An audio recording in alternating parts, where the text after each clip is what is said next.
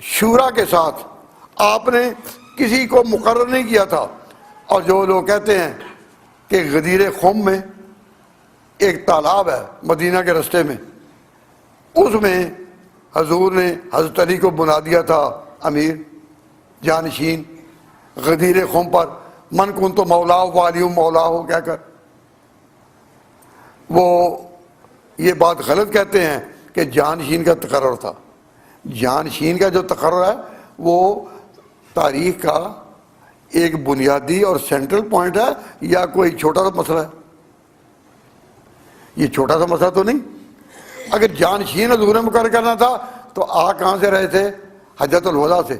تو حجۃ الوداع میں عرفات کے میدان میں جہاں 1,00,000 کے قریب قدوسیوں کا اجتماع تھا، پاک انسانوں کا اجتماع تھا، تو حضور جانشین کا اعلان وہاں کرتے. تو وہاں تو آپ نے کیا نہیں، اور آتے ہوئے کہتے ہیں کہ جی غدیر خم پر آ کر کیا. تو عقل انسانی سوال کرتی ہے کہ اتنا بڑا اعلان یا ہونا چاہیے تھا وہاں یا پھر ہونا چاہیے تھا مدینہ آ کر. مدینہ سلطنت مدینہ تھی، سلطنت اسلامیہ تھی. اعلان کہاں ہوتا؟ یا یہاں ہوتا یا وہاں ہوتا. یہ کہتے نہیں رستے میں ایک تالاب تھا، تالاب بڑا متبرک تھا تو اس کے کنارے ہوا. وہ یہ نہیں بات تھی.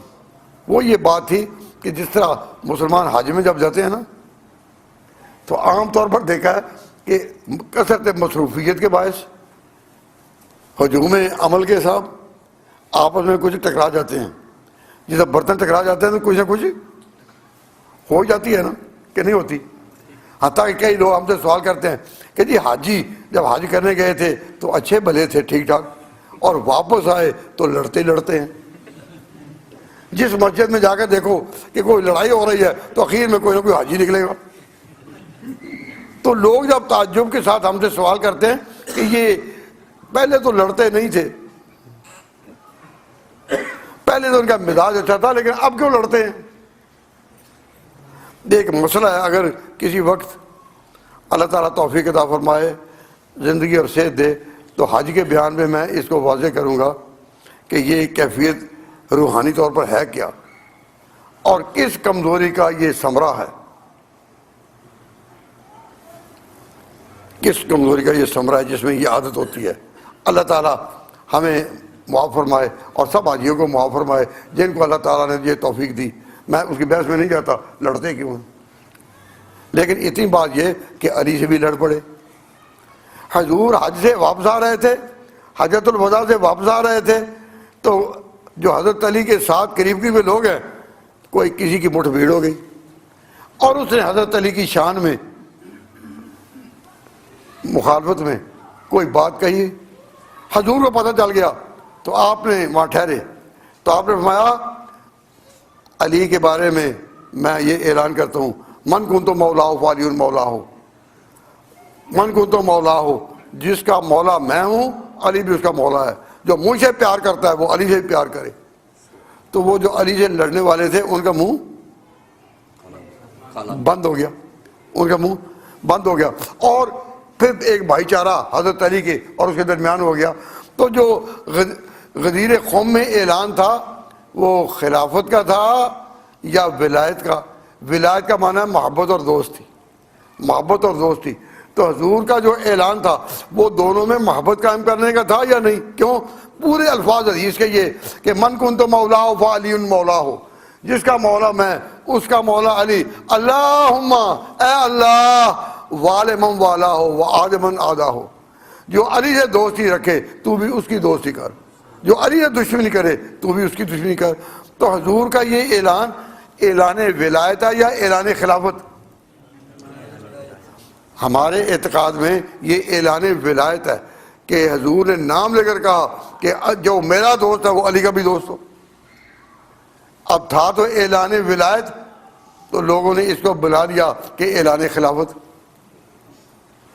بھائی اگر اعلان خلافت ہے تو پھر مسلمانوں کو آگے کو شورا کی ضرورت تھی؟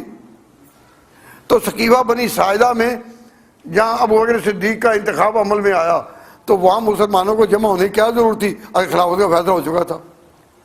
پھر کبھی کہتے ہیں کہ جی حضور نے بستر علالت پر کہا تھا کہ قلم دعات لاؤ میں لکھ دوں کہ جانشین کون ہو، معاذ اللہ۔ تو اس کا معنی یہ کہ اگر حضور نے مدینہ آ کر یہ کہا کہ قلم دعات لاؤ میں لکھ دوں، تو اس سے کیا یہ نہیں نکلتا کہ معلوم ہوا کہ ابھی تک کوئی نہیں فیصلہ تھا؟ اگر کوئی فیصلہ کیا ہوتا تو پھر یہ کہتے۔ تو ایک بات یاد رکھیں کہ جھوٹ کے پاؤں نہیں ہوتے، یہ صرف سچ کی شان ہے کہ اپنے پاؤں چلتا ہے، سچ کی شان ہے اپنے پاؤں چلتا ہے، اور جھوٹ کو چلانے کے لیے پاؤں لگانے پڑتے ہیں۔ تو جب آپ ذاکروں کو یہ کہتے ہیں جی راوی کہتا ہے، مدد سے ہوتی ہیں اور کہتے ہیں راوی کہتا ہے، اور جھوٹ کے پرندے سامنے آتے ہیں یہ کہتا ہے۔ جب قرآن اور سنت کے خلاف کوئی بات کہنی ہو تو وہ کس طرح جرت کرتے ہیں مولوی صاحب؟ وہ جرت سے کہتے ہیں راوی کہتا ہے۔ تو میں ان کو کہا کرتا ہوں کہ راوی کرنے والوں، ایمان کی بنیادیں قرآن اور سنت پر ہیں، راوی پر نہیں۔ اس راوی سے بچو، کیوں؟ راوی جب طغیانی پر آتا ہے تو بڑوں کو بہا کر لے جاتا ہے۔ اس راوی نے کتنے ڈبوئے ہوں گے اب تک؟ اس راوی نے کتنے ڈبوئے ہوں گے کہ ہم گن نہیں سکتے۔ کسی نے کہا تھا غالب اقبال، اے لب راوی بتا، اے لب راوی بتا ان رفتگاں کا ماجرا، اے لب راوی بتا ان رفتگاں کا ماجرا، کل تجھ پہ جن کا راج تھا انجام ان کا کیا ہوا۔ تو دین اور ایمان کی بنیادیں قرآن اور سنت ہیں یا راوی؟ تو جو کتاب اٹھا کر دیکھو نا باقر مجلسی کی، تو راوی کہتا ہے میں کہا یا اللہ راوی سے بچا، راوی سے بچا۔ اور اب تو الحمدللہ ترقی اتنی ہو چکی کہ راوی بھی خشک ہو گیا ہے۔ تو جب راوی خشک ہو رہا ہے تو اس میں یہ بات سمجھو کہ جو راوی کہتا ہے کہ جی غدیر قوم پر آپ نے جانشین مقرر کیا تھا، تو عقل انسانی سوال کرتی ہے کہ کیا وہی ایک موقع تھا؟ یہ بات میں علی سبیل تنزل کہہ رہا ہوں کیونکہ یہ حدیث بھی من کنت مولا ہو، یہ اسنادن صحیح نہیں۔ علامہ جمال الدین زیلی ہدایہ کی تخریج میں ایک مقام کہتے ہیں کہ کتنی حدیثیں ہیں جو کثرت طرق سے جمع کی گئیں لیکن وہ صحیح نہیں۔ کم من حدیث، کتنی حدیثیں ہیں کثرت روات ہو کہ جس کے راوی بہت ہیں، وہ تعدد طرق ہو وہ حدیث ضعیف کا حدیث الحاج والمحجوم و کا حدیث الطیر و کا حدیث من کنت مولا و علی مولا بلکہ لا یزید و کثرت الطرق الا ذوفا۔ جتنا بھی غور کرتے جائیں حدیث کا ذوف اور بڑھتا جاتا ہے۔ تو میں اس وقت اس حدیث پر بحث نہیں کر رہا، میں مستقل طور پر اس پر بحث کر چکا ہوں اپنی کتابوں میں۔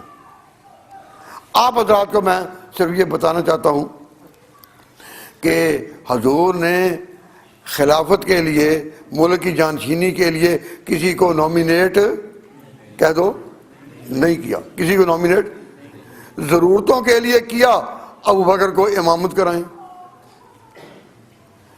مدینہ کے کوتوال کی حیثیت میں وہ کام کرے وہ کرے، آپ نے سارے مقرر کر دیے، لیکن جانشین سلطنت کسی کو مقرر نہیں کیا۔ کیوں؟ اس لیے کہ حضور صلی اللہ علیہ وسلم جانتے تھے کہ جب نص موجود نہ ہو تو پھر کس طرح انتخاب ہوگا؟ شورا سے۔ تو حضور خود یہ سند دے گئے تھے کہ غزوہ موتا میں جب کوئی امیر نہیں جو اپوائنٹڈ ہو، جس پر انجنکشن موجود ہو لسان رسالت کا، تو پھر کس طرح ہوگا؟ شورا پر۔ اور یہ واقعہ حضور کی زندگی میں ہوا اور حضور نے اپنی نظر سے اس کو منظوری بخشی۔ تو مسلمانوں کے پاس ایک لا پوائنٹ آ گیا کہ اگر نص نہیں تو پھر شورا ہے۔ تو میں بتا آپ کو یہ رہا تھا